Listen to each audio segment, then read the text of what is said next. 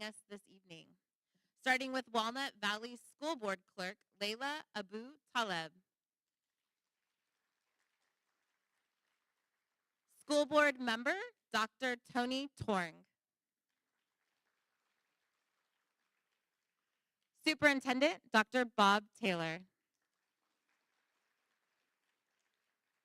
Chief Operating Officer Dr. Matt Whitmer. Assistant Superintendent of Educational Services Dr. Jeanette Coe. And Director of Student Services and Secondary Education Dr. Ryan Main. From Diamond Bar High School, we have Principal David Hong, Instructional Dean Gabriel Aguilar, and grade level coordinators Dave Desmond and Yvette Tumbiero. From Walnut High School, we have Principal Dr. Michelle Liu, and grade level coordinators Jennifer Tucker and Ernesto Ruiz. A special shout out and thank you to the College and Career Pathways Advisors from both schools, Bree Ayala and Christine Nordarcy Hernandez, for all of their hard work in organizing tonight's event. Collectively, Walnut Valley Unified School District aims to show all people they are welcome here. We desire for you to also feel welcome in whatever path you choose post-high school. We hope you enjoy the evening, find value in what is presented, and feel welcome exploring options available to you after high school. Let's get started. I'd like to welcome to the stage our superintendent, Dr. Bob Taylor.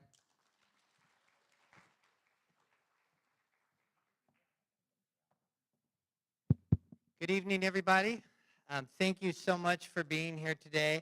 This is one of my favorite presentations that we do now for quite a few years for our high school students, and just as important for all of our parents.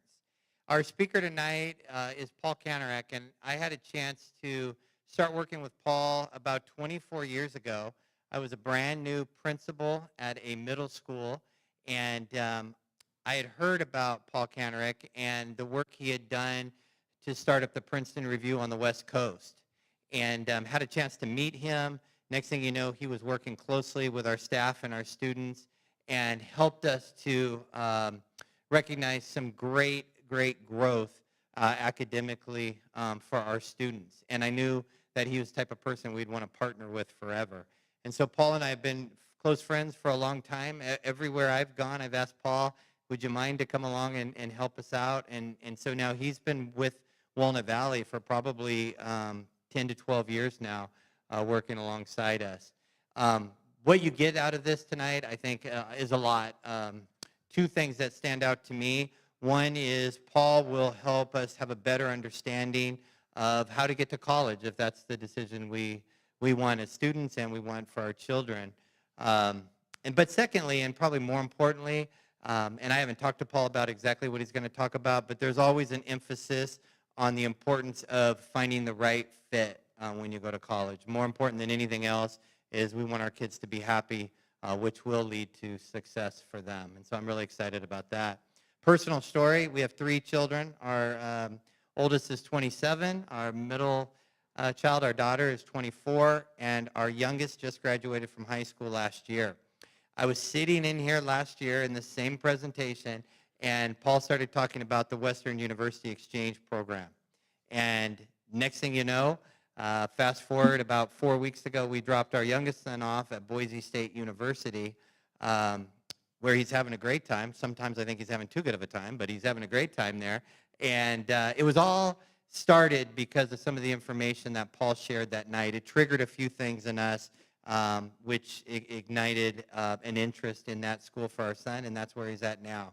So you never know how these things will develop for your own children, where they'll end up, but the information you get tonight will certainly help you kind of navigate that path. So without further ado, it's my pleasure to introduce a good friend of mine and a good friend of Walnut Valley, Mr. Paul Kanarek.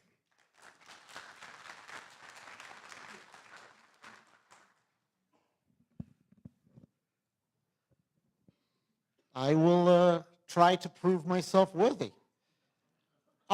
as I was making what is now a very long drive for me, I live up in Central California. I was like, why am I still doing this? I don't do this very much anymore, sort of stand up in front of audiences and teach and do this stuff. And it's because I think for the last 10 to 12 years, I have just had a further and further belief in the nature and the philosophy of what you do within this district.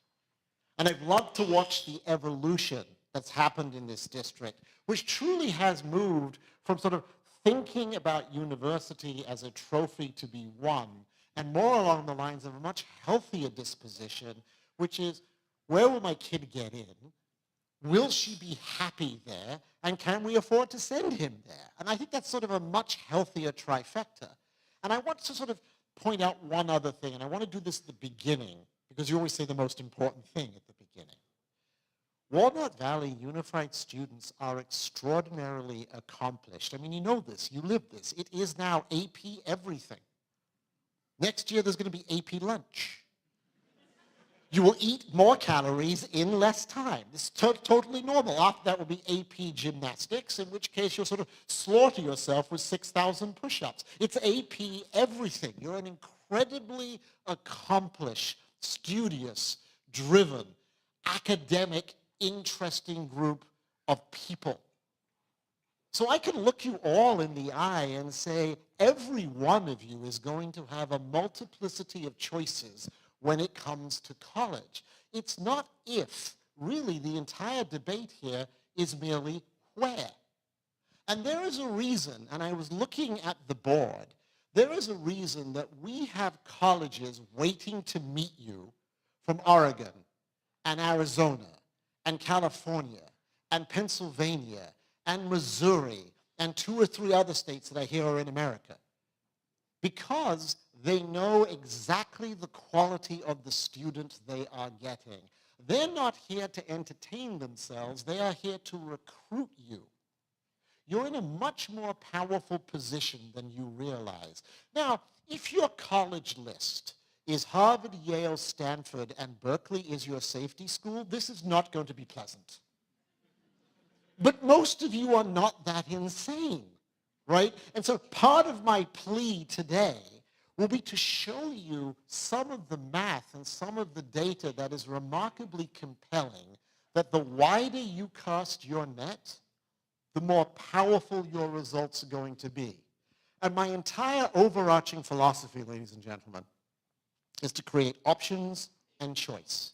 Options about where you're going to go to college. Options about how much you're going to pay for college. Options about what you want to spend in college. I want you to have alternatives around geography, around economics, around student behavior and student life. And is there a football team? And if you come out and 6 colleges have said yes to you, and there's 6 kind of different schools, that is a journey well done. Does that make sense?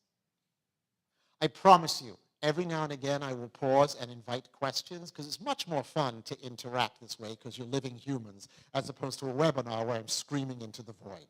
Okay? We begin. Oh, look, magic 8-ball. And me, when the hair was not quite as gray. That's my email address. Any of you are welcome to email me over the next week with any questions that you might have. By the way, I know there's this tendency to take pictures of screens. I promise you I'm going to put a QR code up, and I will email you this presentation and a bunch of other data at the end. So you can write my email down. I'm very happy to answer your questions. I'm going to begin with this.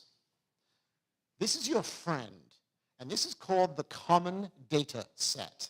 And the amount of information that is available to you in the Common Data Set is virtually limitless. Nothing is hidden. You want to know what percentage of kids were accepted? It's in here. You want to know what the most popular majors are at any school? It's in here. You want to know how many kids they took off the wait list last year? It's in here. Anything you want to know about a school, it's in here. It's mandatory reporting that takes place on an annual basis. It's my favorite place to go when I go on a data hunt. and it's available to you. And the easiest way to do it is you take the name of a school, I use Georgetown, and you type in Georgetown Common Data Set, and it'll just come up and you can download it. Now, you'll have a choice. The data set is either current or 1 year old. So right now, you can access the 22 or the 23. If you're a junior, in about 4 months, you'll be able to access the 24 data set. Everything is written down. Does that make sense? Any questions on that? I will continue. Guys, come in, have a seat. You're not going to bug me. I don't want you to have to stand in the back. Here are the tabs. Here's all the stuff that's available. Now, for example, look at this one, tab J, degrees conferred. Let's say you're really interested in computer science.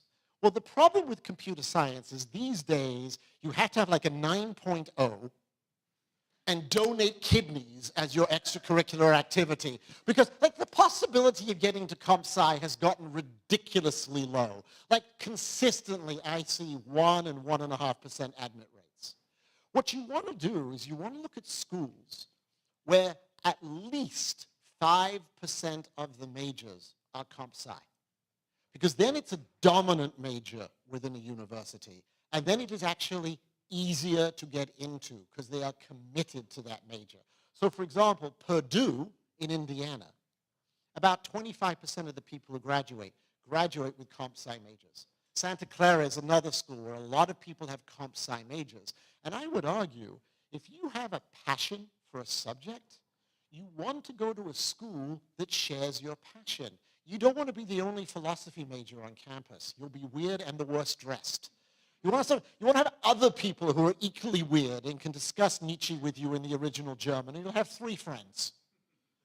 If you want to do engineering, you don't want to be the only one of 10 or 50 or 100 in engineering. You want to be in a place that values and loves engineering the way you do it. And how do you find it? This thing, the Common Data Set. It is a goldmine of stuff. On tab F, student life. It'll tell you things like what percentage of the student body is in the Greek system. And that's actually one of those cut points. People either love or hate the Greek system.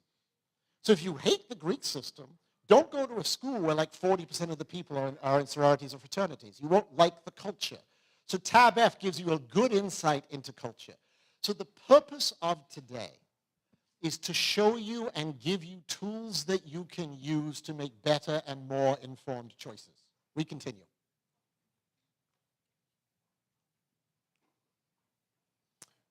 These changes are driven by these factors. So the things I'm about to teach you, it is perfectly reasonable for you to say, why is this happening to me at this time?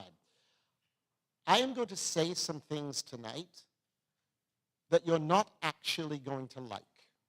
And I'm not doing it to irritate you. I am doing it so you can be informed as consumers and understand the why. And here's the why. So for example, more and more applications are going into colleges. I'll show you this in a second. But more people are not applying to college. In other words, you're applying to more schools.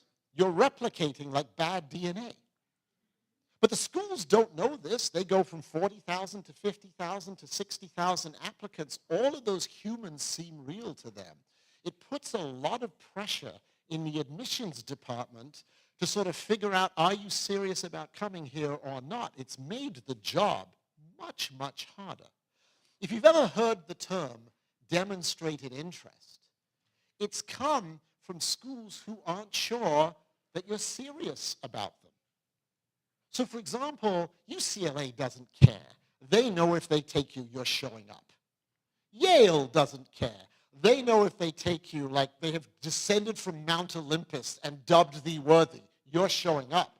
BYU doesn't care because everyone BYU accepts shows up because they're all of the same faith. But you know who does care? TCU cares. Pepperdine cares. Loyola Marymount cares. Private schools that are mid-tier care so much about whether you're serious in going there. That's what demonstrated interest comes from. And it's because more and more and more numbers are showing up on their front door. And then the other thing towards the bottom, the mission of public universities is evolving, is a big deal that I will teach in a second. Before I continue, any questions over here? Anyone so far? Then I will continue. Look at this. For parents, you probably went to university 90 to 95. When you went to university, about 40 to 45% of the kids applying and getting into universities had 4.0 or higher. Look what it is now. It's 70. By the way, this year it's 74.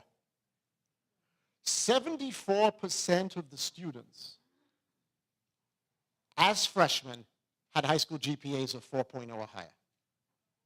What does that mean?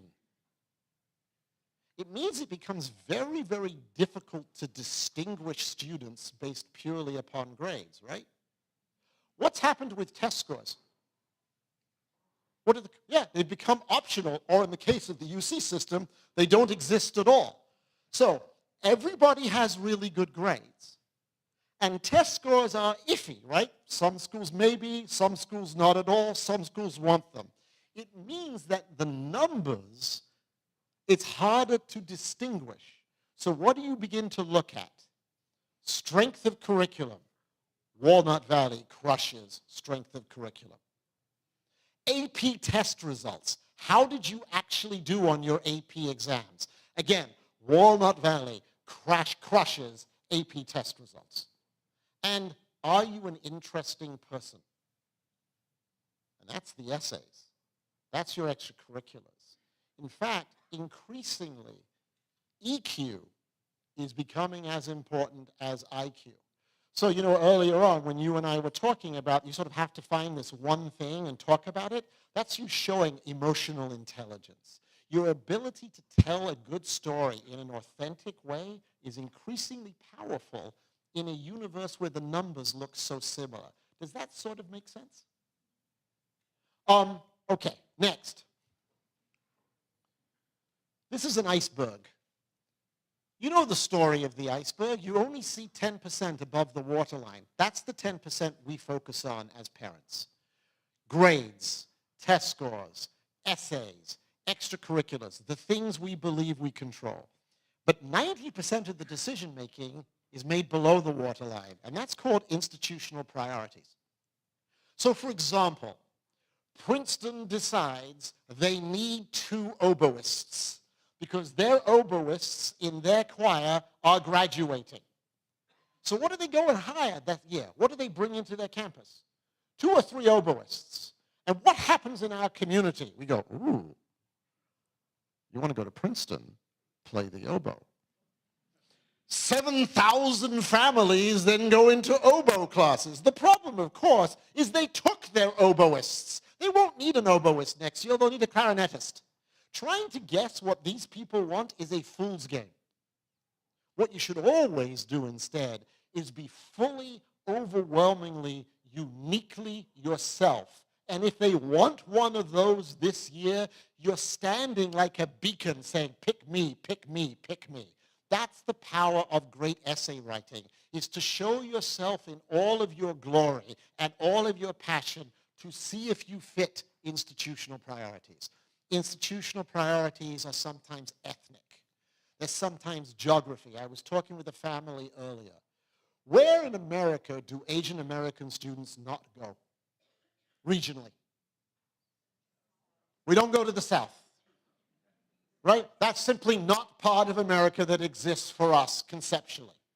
So if we are a talented Asian American student, and you look to go to a school like Georgia or Alabama, I swear these are actually places in America, they are going to roll out the red carpet for you because you are an institutional priority.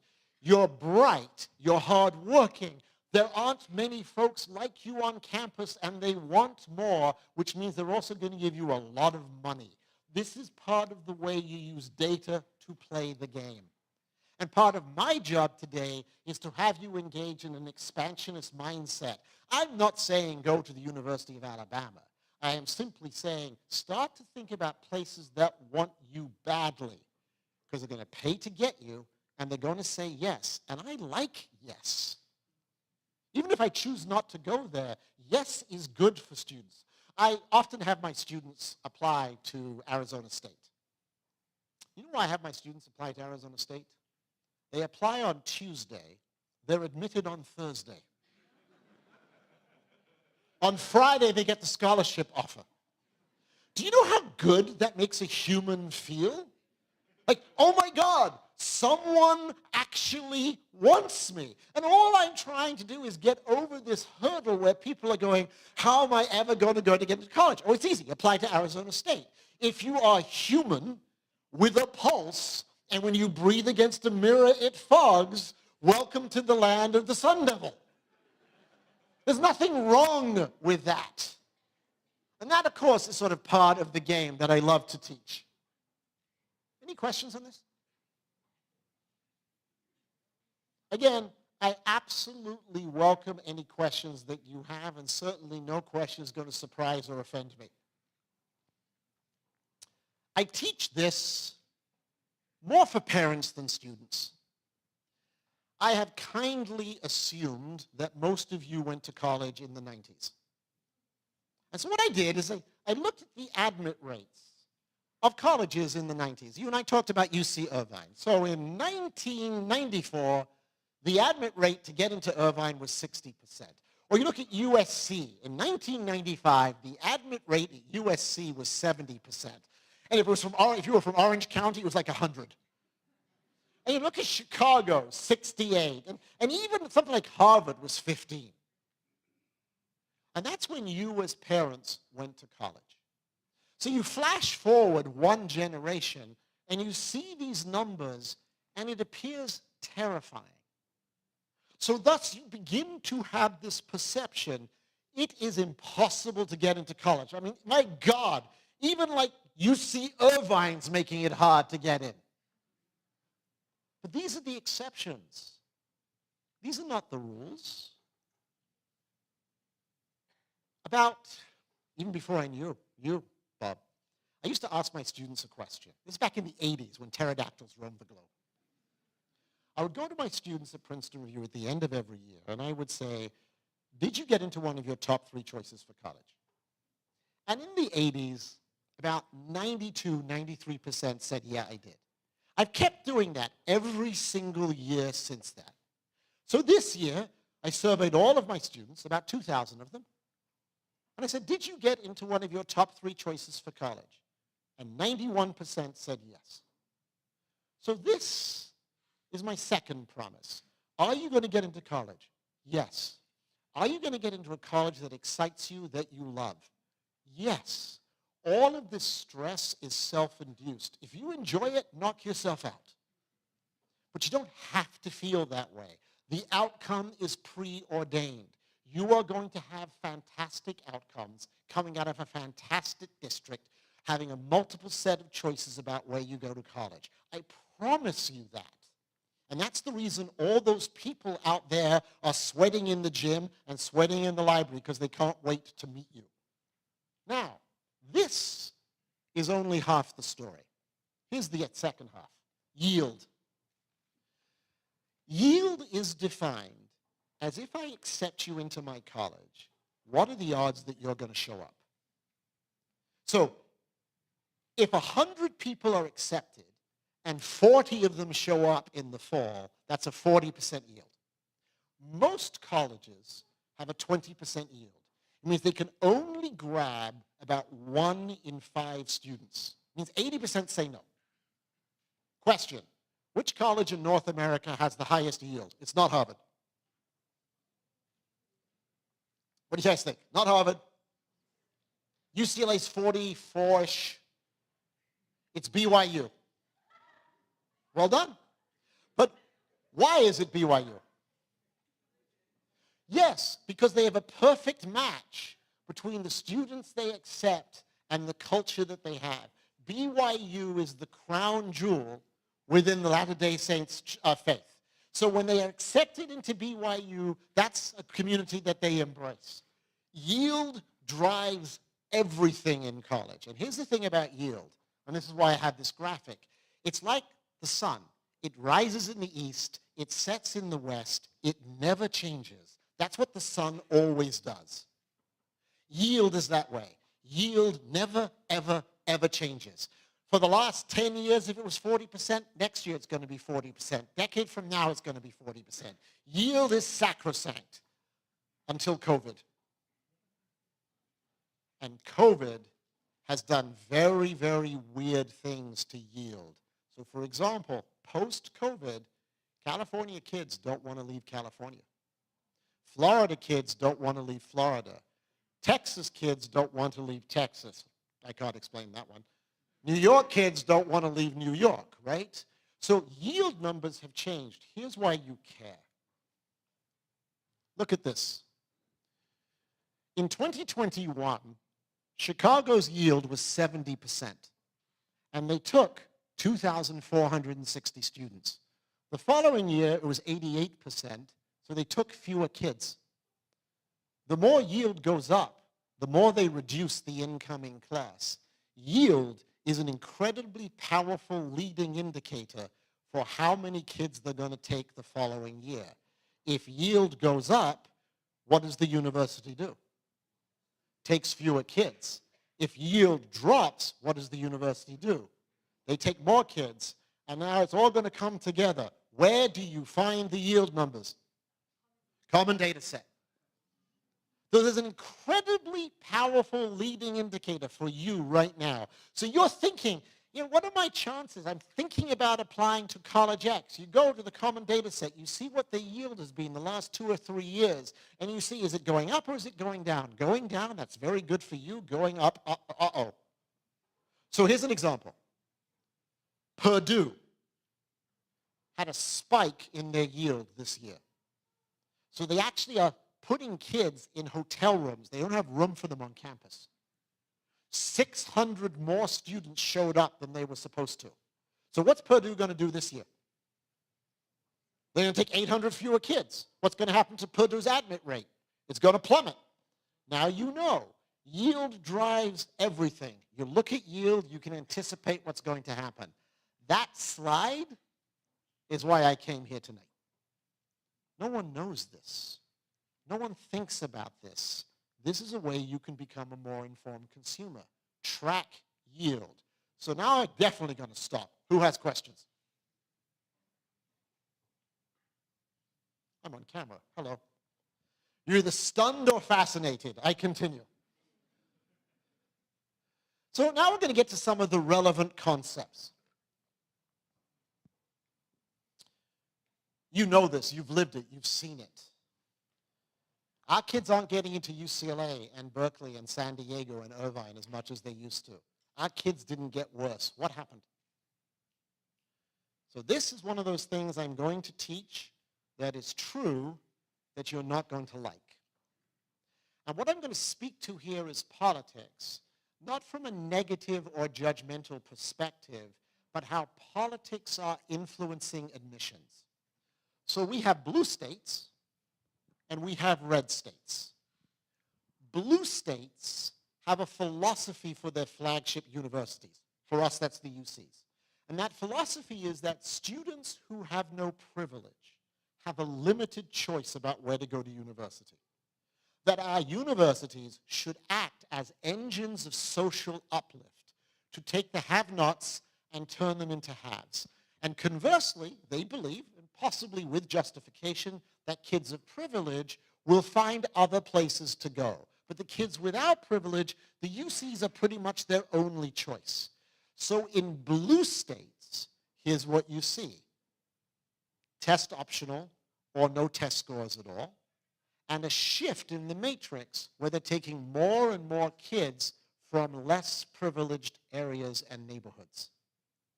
That's what you see happening in California and Boston and New York. It's a change in admission philosophy. The opposite is happening in red states, where the red states are going, we don't believe that. We want the best and brightest kids we can get our hands on. So they love test scores, they love grades, and they love California kids.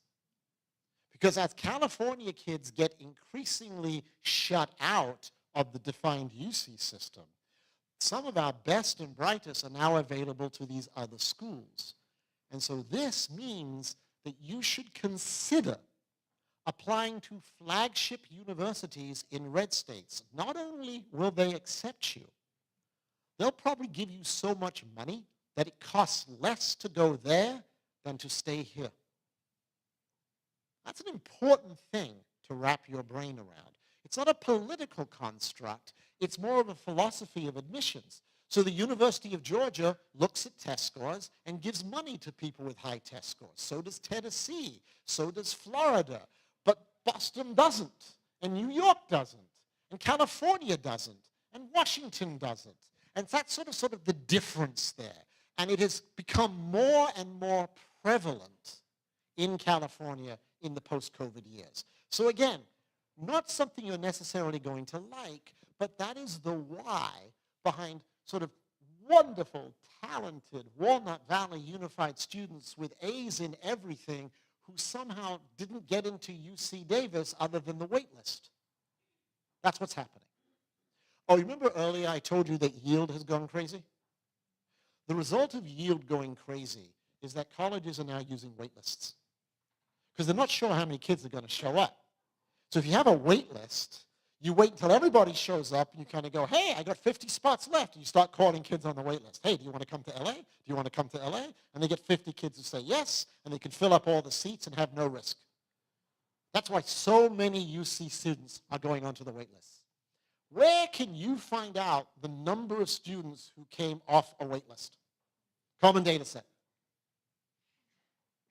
Got it? Questions? Go. Common data set. Or ChatGPT 4.0. Seriously, ChatGPT hit taught to text. What was the yield last year at Princeton? It gives it to you. It also gives you your entire AP US history essay, but that's a different story for a different day. Okay? Yes? Yield protection is very much a real thing. So yield protection. Yield protection is when a university wants to maintain its yield.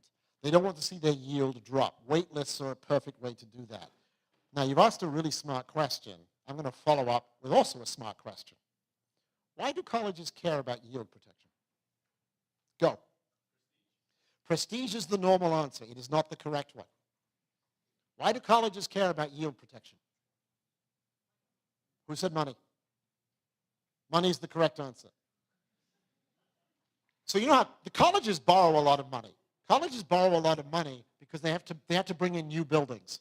One of the key drivers in college, you make college visits, how old is the gym? How old are the dormitories? What are the physical facilities like? That's becoming more and more prevalent because 55% of college students are now women. Only 45% identify as men. So it's very much driven by facilities. So colleges borrow a lot of money. The higher your yield, the lower the interest rate you pay on your bonds because you're more of a sure thing. Like everyone knows Harvard's going to stay in business. They're not so sure that Redlands will. That was terrible to Redlands. I just say very different yields, right? So they care about yield because yield absolutely protects the amount they pay on their bonds. All right, other questions? Red state schools I've talked a lot about this last year. Oh my goodness, Utah threw so much money at my students. It's Utah. It's close. It's an hour. Good skiing. But Utah threw a lot of money at people. This means you should expand your lists. You should create more options. And the last point, one of the most fundamental decisions you must reach as a student on your journey is where you are going to apply early. And once again, data is your friend. So Northeastern is a very, very popular school in Boston. They have a 7% admit rate. So that's really low, right? Do you know what their admit rate is for early decision? 60.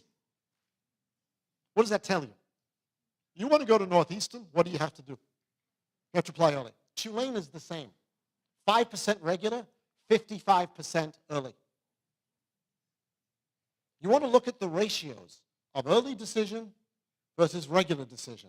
Gosh, I wonder where you could possibly find that. Exactly right. So schools' early decision and early action, this is one of the fundamental decisions that you have to make, and you have to make it about now.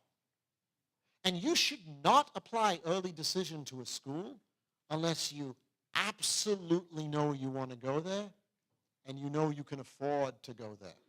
Because early decision is a binding contract, so they got you.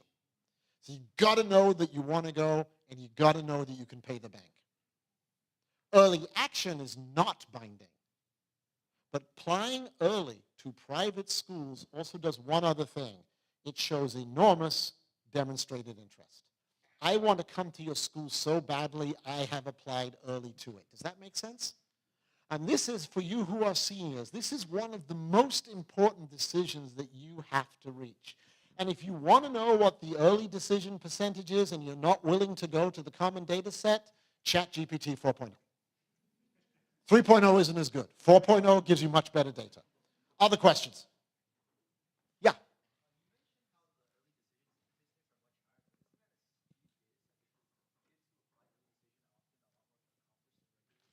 The gentleman's point, but Paul, isn't it kind of skewed? Aren't the people who are applying early decision so much more accomplished than the kids who are applying regular decision? Surprisingly, not anymore. You know why? What percentage of students going to college already have GPOs over a 4.0? It's 75%, right? And in a test-optional universe and an AP-rich curriculum, you'd be surprised at the number of students going into that pool. It's sort of blurring. They're all pretty damned accomplished. The thing that does skew early decision, particularly at the Ivies, that's where they bring in all their athletes. So Ivies show much higher admit rates in early decision, but it's not for the rank and file. It's not for us. It's for the athletes, or it's for the people who give a lot of money. That's where the early pool goes. That answer your question? This. You are an academically privileged group. That's not an economic construct. It's just known. At Walnut and Diamond Bar, these are the two most powerful public high schools in California. They are stunningly accomplished schools. They're in the same breath as the schools in Palo Alto. They're probably top 15 in the state. You are academically privileged. Therefore, it is expected at most private schools that you will take and submit test scores because you come from privilege. Now, they don't say that out loud. But if you come from privilege, they want test scores. If you're not sure whether the school you are applying to wants you to take a test, email me and go, hey, I want to go to this place. Will they want me to take a test? And I will answer that for you. Also, if you have a learning difference, you have ADHD or dysgraphia, or you have a 504 plan, you're not expected to take standardized tests because that would be cruel and unusual punishment. But in general, if you come from academic privilege, the expectation is that you will submit a standardized test score. And that's probably not something you like to hear, but it is true. It's not true for all schools, which is why I encourage you to email me if you're not sure. What is absolutely true is that AP scores from your sophomore and junior year are now very much part of the admissions decision, and you should control which scores schools see. You should make decisions. Do I want them to see that I got a 3? Do I want them to see that I got a 4? You should be very, very mindful about which scores you choose to share. If you're not sure, email and ask me. I'm happy to answer it for you. If you go, I'm applying to this school. I want to be a chem major. Here are my APs. Which ones should I tell them? I'm perfectly happy to give you that advice, okay? Number 2, blue state schools don't care as much about standardized test scores as red state schools. Private schools care a lot about standardized test scores if you're coming from a privileged background. Number 3, you already know this. Almost all of the Ivy Leagues have reinstated test scores. Johns Hopkins has brought them back. MIT has brought them back. I expect that trend to continue. Having said that, only 36 colleges in America currently require test scores. Only 36. My guess is next year it'll be around 50. Got it? And finally, that's your matrix. Do I test? Do I do SAT or ACT? Hint. If you love English and you don't like math as much, take the ACT. See, the SAT, half of it's English and half of it's math. So people who are good at math, it reflects well in the SAT. On the ACT, 2/3 of it's non-math and 1/3 of it's math. And if you have no idea what I just said, take the ACT. ACT, not so much for you guys as seniors, but for the juniors in the room, ACT is changing. It's going online and they're eliminating the science section. So the ACT will be shorter and only have 3 sections rather than the current 4. But that's another part of the matrix. You got to decide when you take the tests, and you got to compare it to your college lists and sort of see which schools actually care about tests. So really, these are the decisions, right? Am I going to go early or not? How am I going to balance my list? And what am I going to do with test scores? Now, that was a lot. Questions? What do you got? Yes, sir. Back.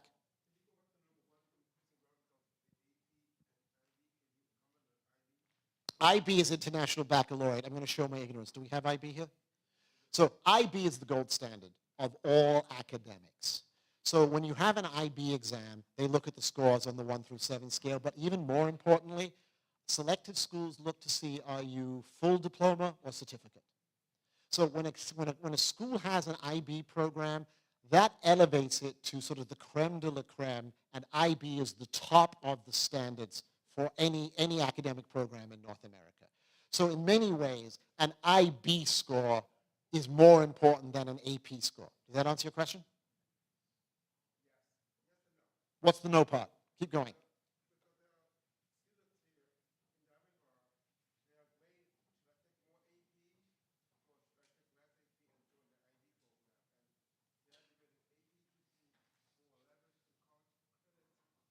So this is actually a very fair point, right?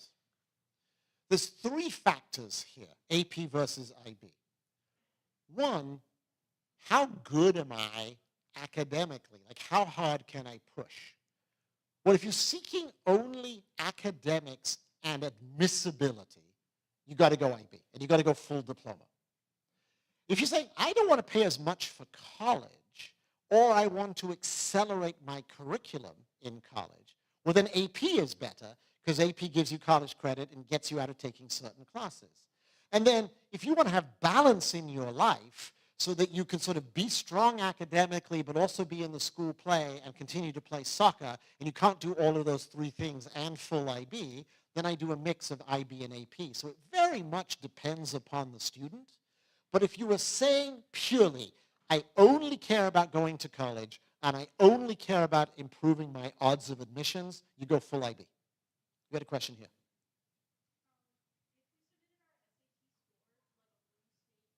Yep. Not at all.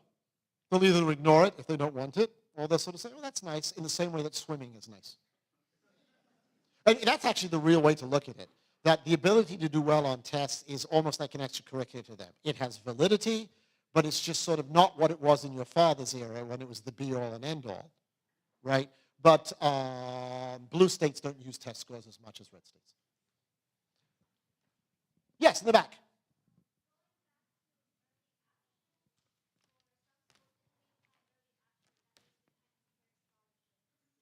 If I apply early action, does that impair my ability to get scholarships, right? Sorry, thank you. If you apply early action, you are not committing to that school, and you have all the flexibility you wish to compare financial aid awards, and applying early action usually doesn't even impair scholarships. In fact, if you apply early action, you know they want you. They know you don't have to commit. They'll come in hard with a scholarship offer because they want you badly enough they're going to pay for you. Early decision is different. They've got you.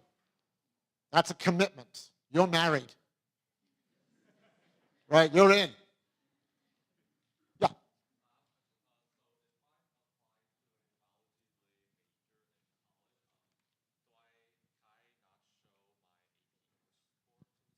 So here we go.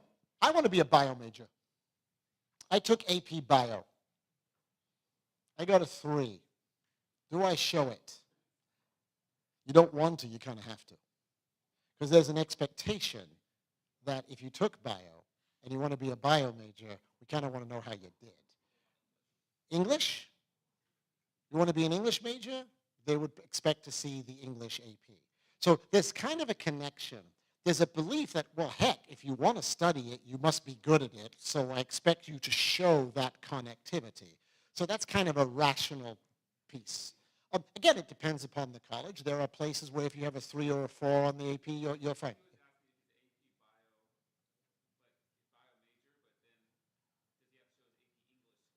Oh, no. Thank you. Thank you. Your AP Bio, you got a 5 in AP Bio, you got a 3 in AP English. You don't need to see the AP, show the AP English. You have complete control over that. Thank you for the explanation. All right. This is one of the themes I've talked about early.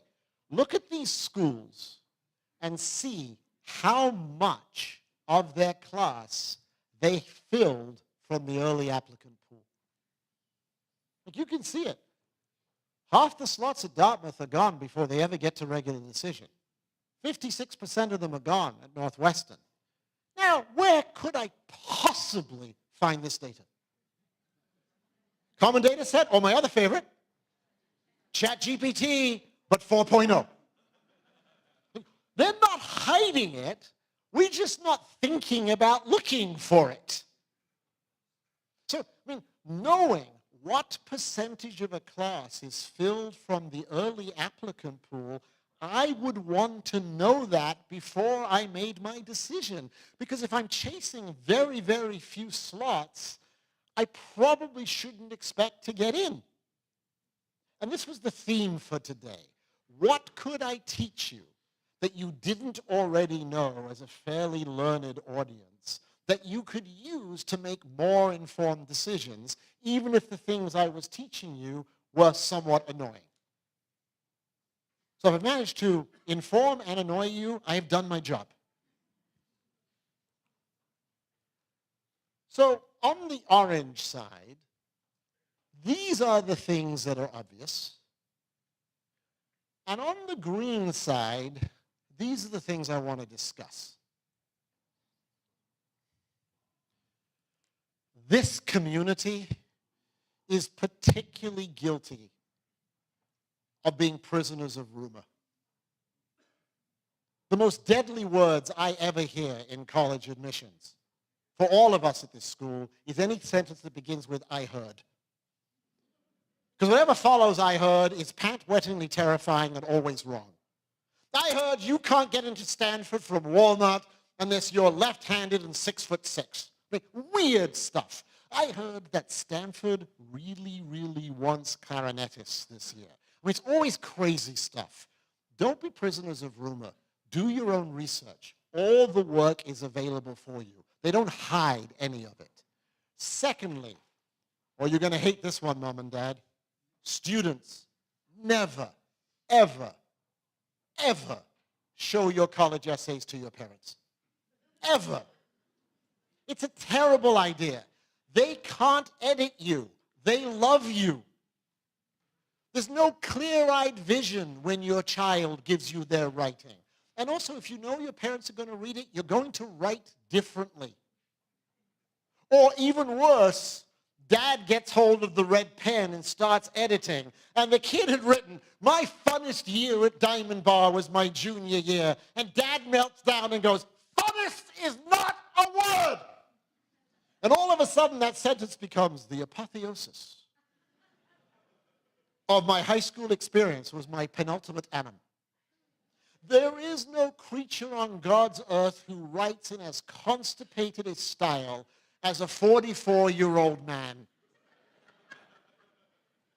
You, as his 16-year-old daughter, that's not how you speak. It is not how you think. It is not how you present. And those of us in admissions can smell the stench of Dad's writings in less than 5 words. Don't have your parents edit your essays. Give your essays to someone who doesn't love you. and you give it to them, and you sort of say, is this me? Or is this me desperately trying to sound like somebody I am not? That's what you want to do. You'll get better and more honest feedback. That can also go in the category of really smart thing to learn that you as a dad is supposed to hate. The other thing I really like, pick interesting over perfect. I'm not seeking perfect students in admissions. You're 17. What could you possibly have done? What, reinvent the proton? No, just tell interesting stories. The best essays are about the small stories. Like when Dr. Taylor was up here, there were two things I really loved about his introduction. We've known each other and been friends for 24 years, and I was able to give him something that helped his kid go to Boise State. Those are two great small stories. The small stories are the best. For those of you who are parents, the best college essays are like Seinfeld episodes. They don't have a plot. They're about nothing at all. They're about lunch. But they're interesting. And as I begin to wrap this up, that's the QR code if you want this thing.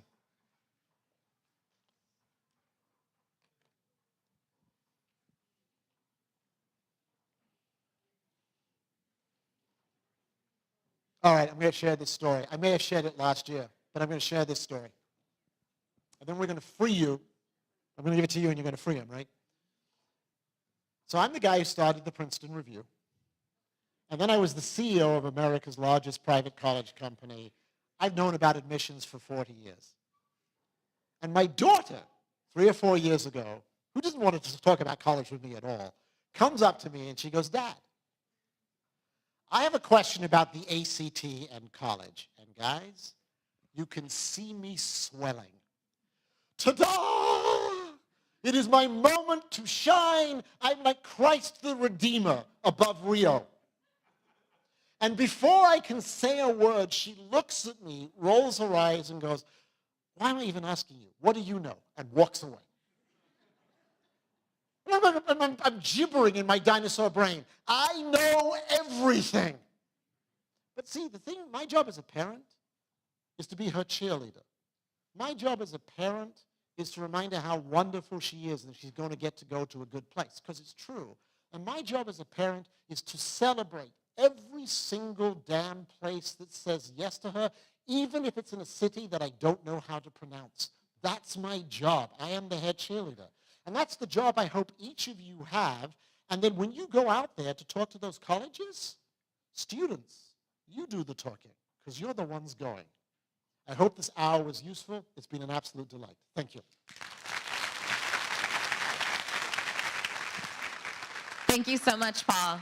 I hope that you found something valuable with all of the great facts that Paul was able to share with us. I think I'm going to go download ChatGPT 4.0, Paul.